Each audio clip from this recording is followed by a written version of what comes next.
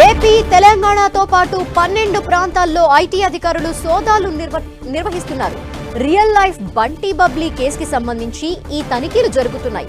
2 రోజుల క్రితం భువనేశ్వర్లో హన్సిక, అనిల్ కుమార్ మహంతి అరెస్ట్ అయ్యారు. వీరిచ్చిన సమాచారం ఆధారంగా ఈ తనిఖీలు జరుగుతున్నాయి. ప్రధానమంత్రి ప్రిన్సిపల్ సెక్రటరీ అల్లుడుగా చెప్పుకుంటూ 12 ప్రాంతాల్లో 100 కోట్లకు పైగా వసూళ్లకు పాల్పడ్డారు. దేశవ్యాప్తంగా పలు ప్రాంతాల్లో తిరుగుతూ ప్రిన్సిపల్ సెక్రటరీ పేరుని వీరు వాడుకున్నారు.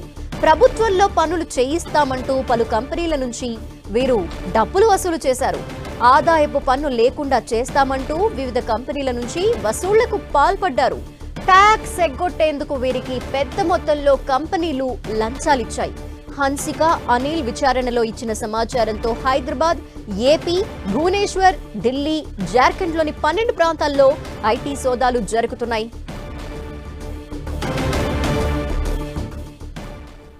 దీనికి సంబంధించిన డీటెయిల్స్ మా ప్రతినిధి కిరణ్ అడిగి తెలుసుకుందాం. కిరణ్. ధనలక్ష్మి, ఇటు ఏపీ తెలంగాణలో ఐటీ అధికారులు సోదాలు చేస్తున్నారు. సుమారుగా అటు ఆంధ్ర తెలంగాణలో 12 ప్రాంతాల్లో కూడా ఐటీ సోదాలున్నాయి. రియల్ లైఫ్ బంటి పబ్లిక్ కేసులో ఈ సోదాలు నిర్వహిస్తున్నారు.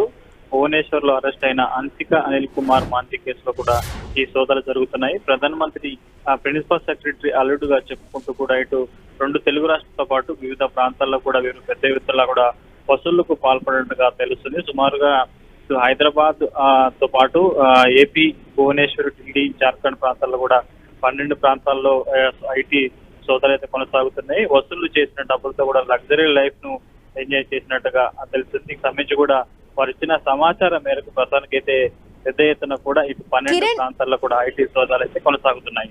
కిరణ్, ఆదాయ పన్నుకు సంబంధించి పన్ను లేకుండానే చేస్తామంటూ వాళ్ళ దగ్గర నుండి ఆ కంపెనీస్ కి సంబంధించి వీళ్ళు డబ్బులు వసూలు చేసిన నేపథ్యంలో పలు కంపెనీలు ఇప్పుడు ఆదాయ పన్నుని ఎగ్గొట్టారు అన్న విషయం అయితే క్లియర్ గా అర్థమవుతోంది. నేపథ్యంలో ఎక్కడెక్కడ ఏ కంపెనీస్ కి సంబంధించి వారు ఇన్ఫర్మేషన్ ఇచ్చారు అని తెలుస్తోంది.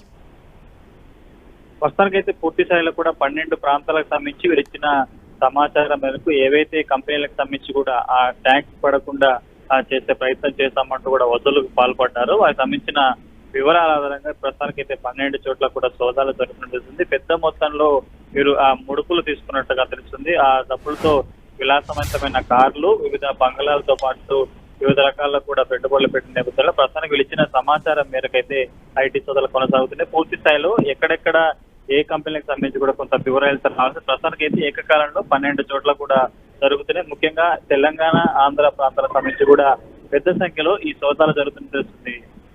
Thank you Kiran.